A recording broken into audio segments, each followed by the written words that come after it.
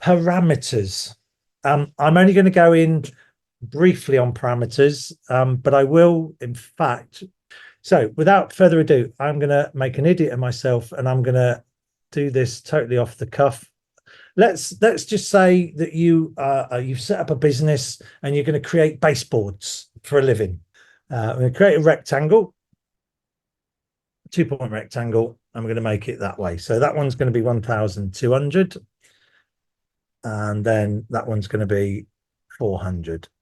And we hit return. Function F6 should get you, so it's all in the screen. So we've got 400 by 1200. Now, what I know is that I'm going to want a board coming down the front. So I'm going to do that one there. I'm going to have another board. Let's just make that a bit smaller. Another line down there. And I'm going to do a line from there across there. And I'm going to do another line from there across to there. So from a dimensions wise, I'm going to use, what should we use? 9mm ply. So I'm going to put 9mm in there. I'm going to hit return, and I'm going to do a dimension from there to there. And that can be 9mm again.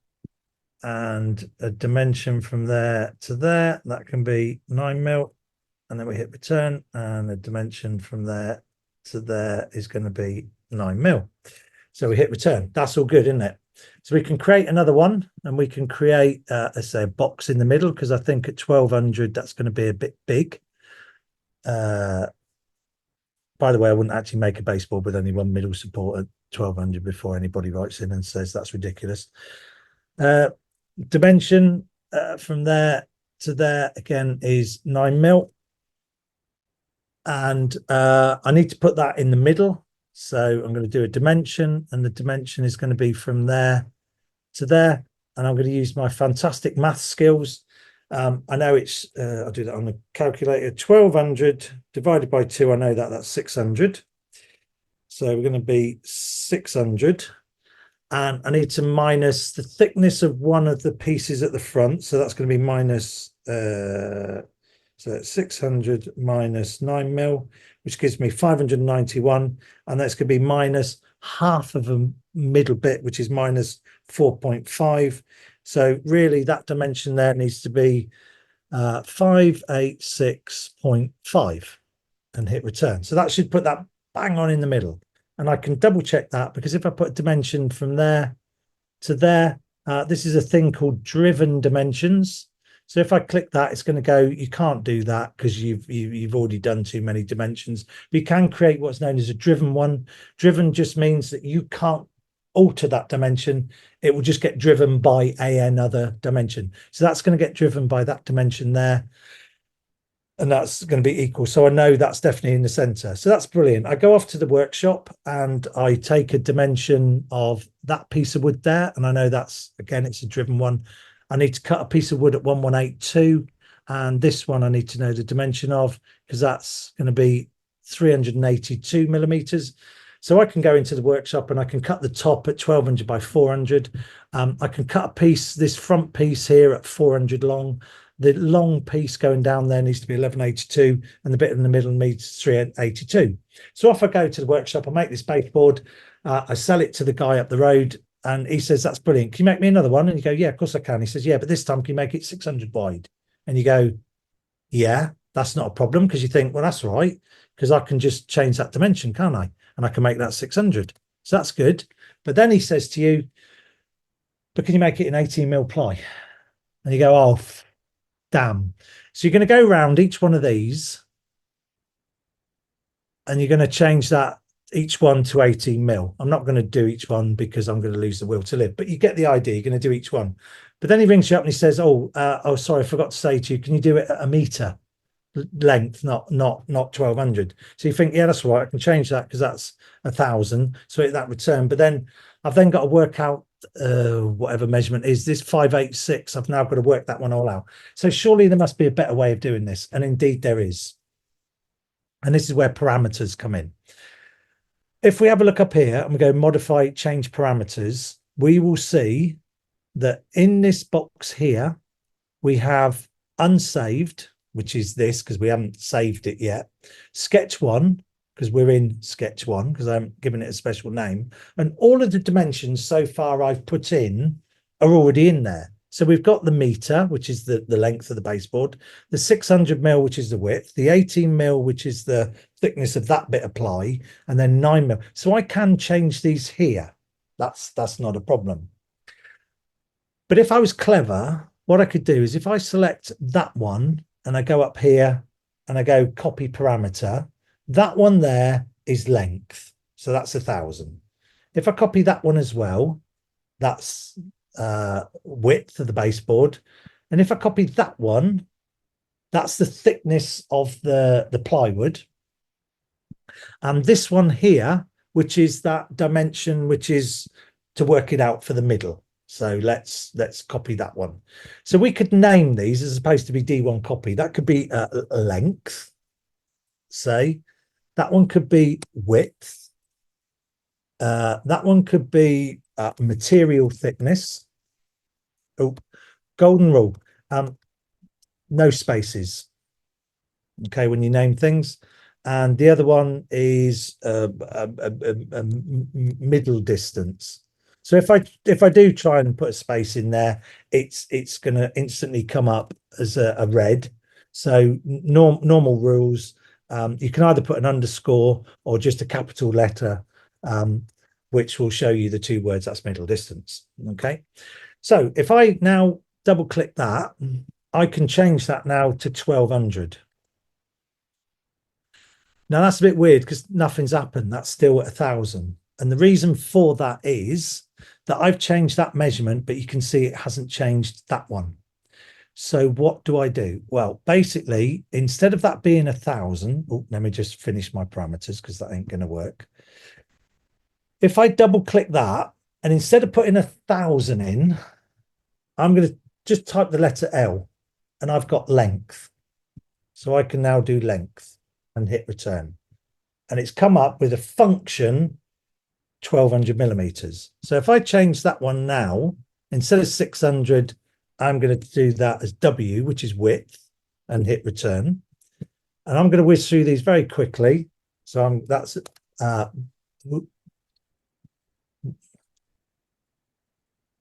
did I not say board thickness? Okay. Material thickness. So it was material, was it? Thank you very much. You get a gold start and you can go to the top of the class. So material thickness, which is well done. But you got to remember your parameter names, okay?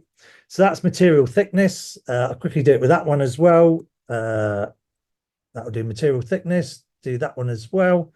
Material thickness. Now, had I done this in the first place, obviously it would have been a lot quicker. Material thickness. That one there, which is material thickness. And is there any more? Any more? No, I think that's good. So the only final one I've got is that one, isn't it? Which is 586.5. So if I go back to modify, change parameters, not only can you put in just numbers, you can actually put in equations or mathematics or whatever, which is going to be the link that I'm going to put you. So what I did is what did I do? I did length, didn't I? So if I do length and then divided, which is obviously the slash line, by 2, that's going to equal 600. Then I can do minus, and then I can do material thickness, which is 18 mil. And then I could do another minus material thickness, but do that material thickness divided by 2, because it's obviously only half of one. And if that is, then what I can do is, instead of that being 586.5, if I call that middle distance, which is 573, we can see there now that as the driven dimension is also 573. So that's a function. That's a function. So these are all functions. So let's just finish this sketch. And if you remember before, I've said that you can show dimensions in a sketch. So we don't even technically ever need to go into the sketch to alter anything. So the guy rings me up again. He says, "You make amazing baseboards. You're the greatest person on the entire planet. Can you make me another one?" And you go, yeah, no problem. He says, "This time I want the width or 300. So while you're on the phone with the guy, you go into change parameters and you say to the guy, right, so how long do you want this baseboard? And he says, well, 900. So you go, okay, 900. And how wide do you want it? Well, I want it 300. And you go, okay. And then you say, what thickness ply do you want? He says, well, I've got some weird stuff and I'll send it to you. And it's 6.4 mil thick. You go, okay, that's fine. So you hit return and you click OK. And hey presto, as long as it has, your whole thing now is updated by changing 3 dimensions. Okay. So you now have 440.4, 440.4, and it's updated these measurements here, which is what you're going to go and cut it to.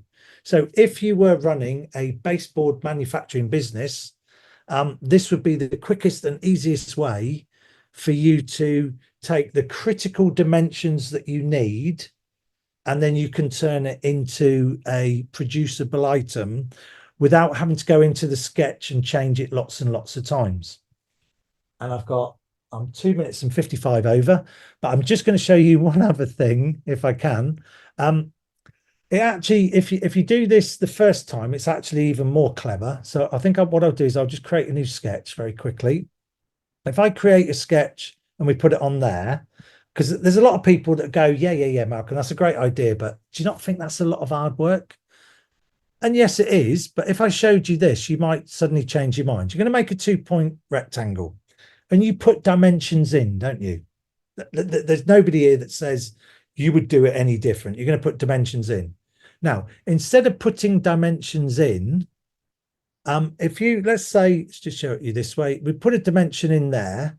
Instead of typing 50, how about this? If you just type width equals 50 and hit return, you've got exactly the same, haven't you?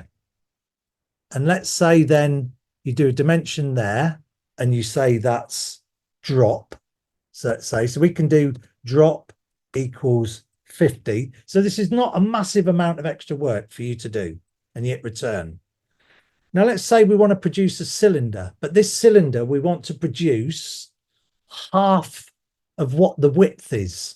So we create a cylinder here and we create it that way, and we D for dimension, we hit that one. But instead of putting a dimension in, how about, let's say, width divided by 2, hit return.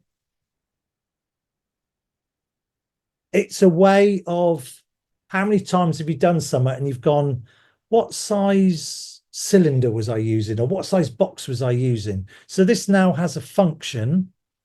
And what you've done basically in here on the change parameters, you now have, because we put them in as width equals 50 mil, it goes into what we call favorites, and it will always be available for you at any stage in this design to refer back to that measurement without having to either go into the sketch, the previous sketch, or whatever.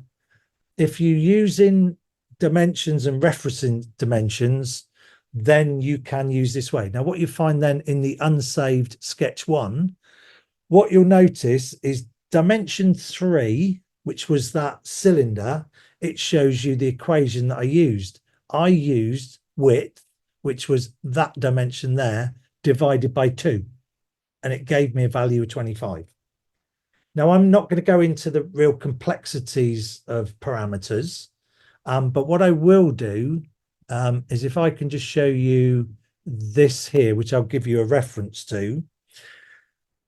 This is parameters reference. It will tell you everything you need to know, but what is the most important thing is what you can do with parameters. Okay.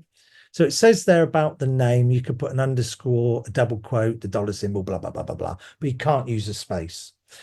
And then it shows you what you can do. You can add, you can subtract, you can do all these different multiplications, divisions, blah, blah, blah, blah, blah. But the really cool thing for those that understand computer programming, you can actually do ifs statements. And what they've done on here is, I think it's on this one. So they've used an example, and this is why I use the baseboard, but I don't want to do this because I don't want to make it too complicated. But if I give you this reference, you can start looking this up. The if function requires 3 arguments. Obviously, a logical expression, the expression if the result is true, and the expression if the result is false. So let's say, going back to the baseboard analogy, if you had a baseboard at 400 mil wide, 400 mil long, you wouldn't need a center support because it's only 400 mil wide. But if it was 1200 mil wide, you'd probably want 3 supports. But if it was 600, you'd probably only need 1. And if it was 800, you might want 2, whatever. You can work out what your break-off point or how many you want or how many you don't want. Now, on the example here, they've used a bookshelf, which is very similar to a baseboard.